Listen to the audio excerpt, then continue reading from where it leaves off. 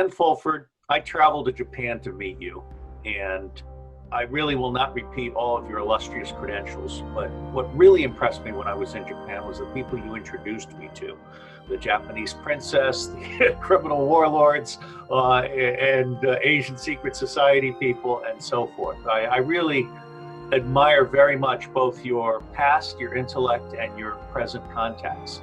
So what do you want to talk about today, mindful that the war on Iran appears to be winding down? Okay, now, first of all, I'm trying to keep a focus on the big picture, which is we want world peace and we want to improve how we, run this planet. That's what we're all fighting for. The Asians are on board, the British are on board. I think everybody's on board except for a group of fanatics, religious fanatics, who seize control of the financial system and still think that they're going to enslave humanity, and they're in a desperate end game now. So it's like a Hail Mary pass attempt with this Iran business to start their World War III, but nobody's taking the bait. And I think Trump is, I don't know what's going on. But on the surface, it looks like he made a huge mistake. If he's playing 5D chess, and more power to him, but the end result is it's been a disaster for the Zionists and a good thing for everybody else. And but I am seeing a lot of provocations. I got a report from some people in the Spanish-speaking world that a bunch of Christians are being murdered in Iraq right now, and then they're trying to make it look like Muslims did it, but that's not true. So there's going to be more going on, but the important thing is that it's not going to succeed, and world peace is more likely than world war. Now, the other thing, I want to connect a few dots here for us. The U.S. corporate government, which is different from the U.S. Republic, has a payments deadline January 31st. And I've been pushing to bankrupt it. And this will be a very good thing for the American people. It'll mean their living standards will double within a year if we get rid of this, parasite that's on their back, this fiat money printing machine. Now, the other thing is that we've just found out the Federal Reserve Board has printed $6 trillion in the past 29 days, $6.23 trillion in the past 29 days to try to keep their whole rickety system from blowing up. But I don't think they're going to be able to succeed.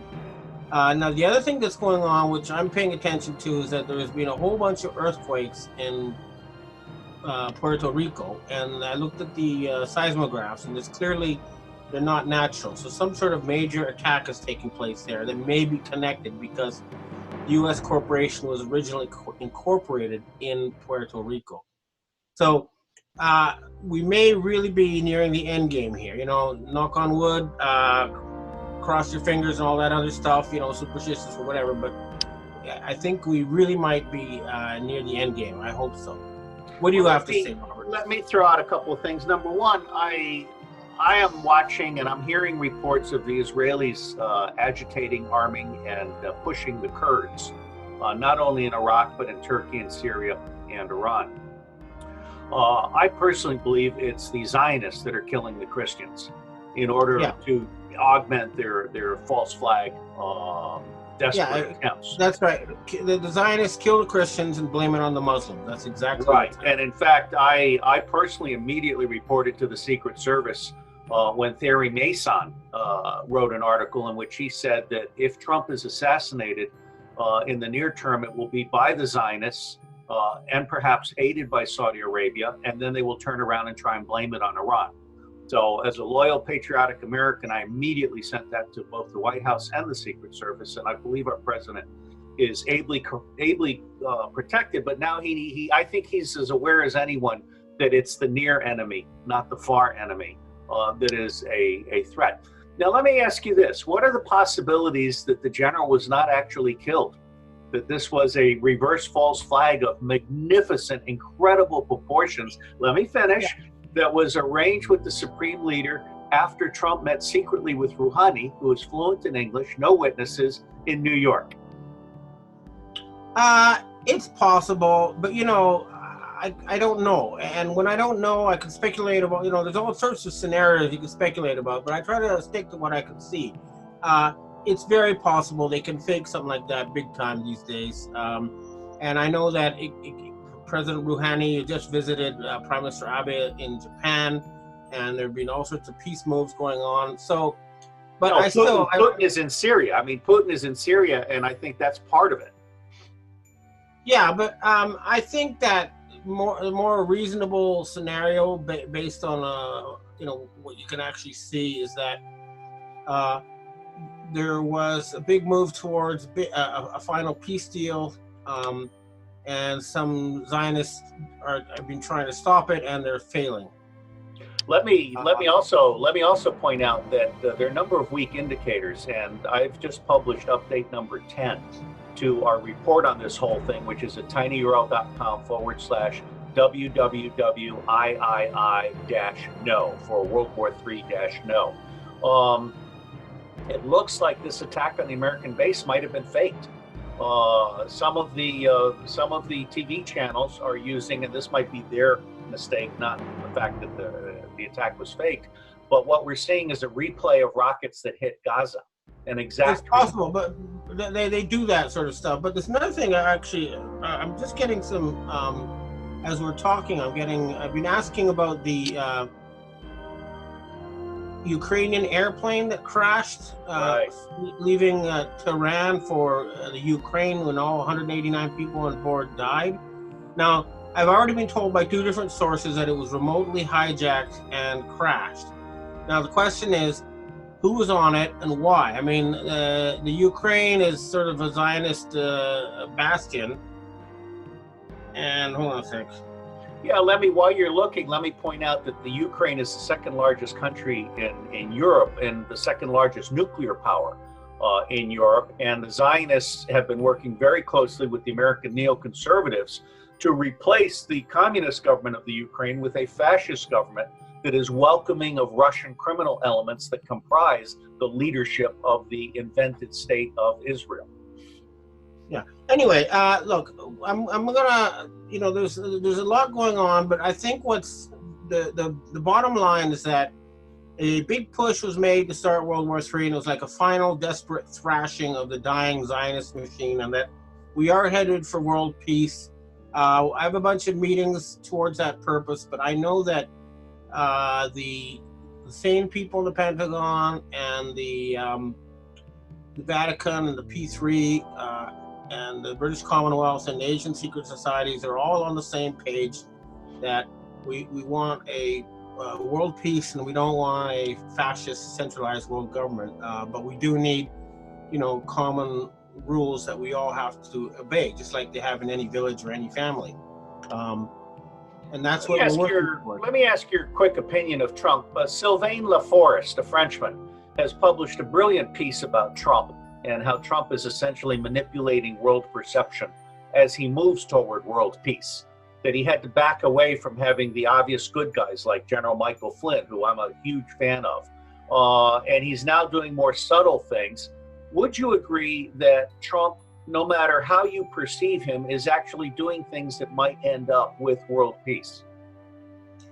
Well, one way or the other. You can look at it 2 ways. One is that he's being blackmailed by the Zionists to do these crazy things, and the other is that he's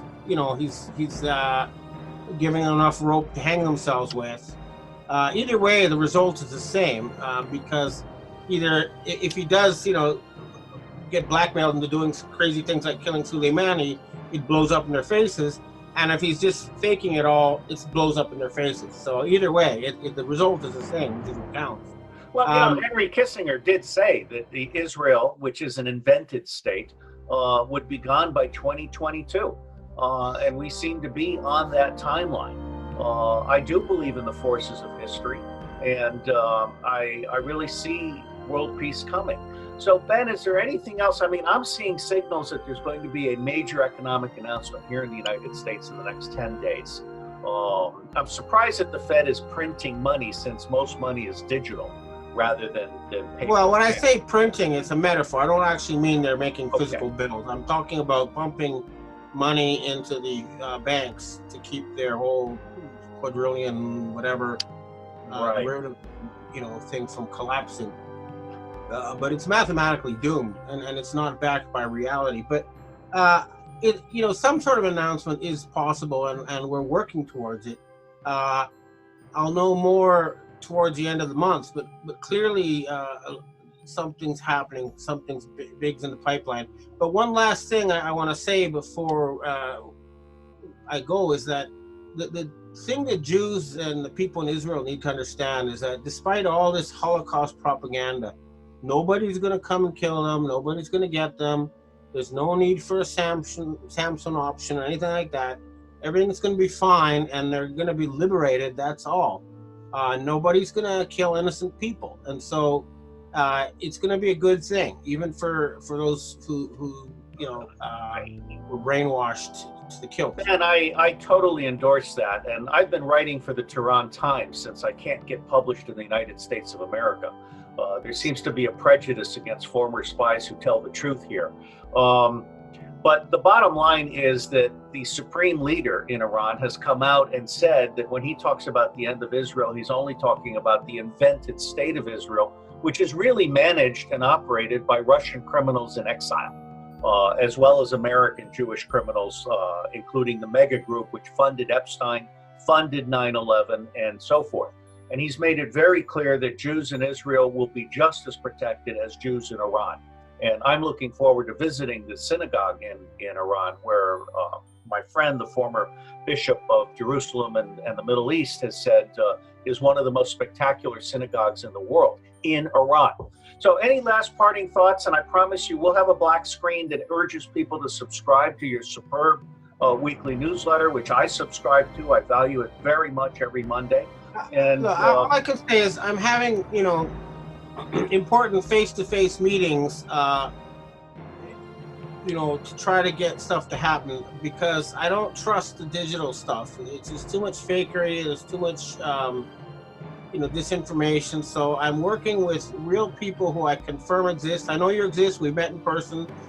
Some of the British people, we've exchanged handwritten notes, so I know they exist. The Asian Secrets is so we're dealing at that level with real human beings, and what we're trying to do is save the planet. And we're not out to get the bad guys or get revenge, or we're here to save the planet. We're not out to get the bad guys. We're trying to save the planet and turn this world into the paradise it's supposed to be. That's all. So nobody needs to worry. That's why. It'll be a very interesting and bumpy ride as we start the new year, but I'm sure that the good news will overwhelm the bad. Well, then let's end on that note. I'm a huge truth and reconciliation person, and I share with you that view. Ben Fulford, you're a giant. I love your Monday reports. God bless you, and God bless everybody watching this program. And God bless the master entertainer, the WrestleMania champion of the world, Donald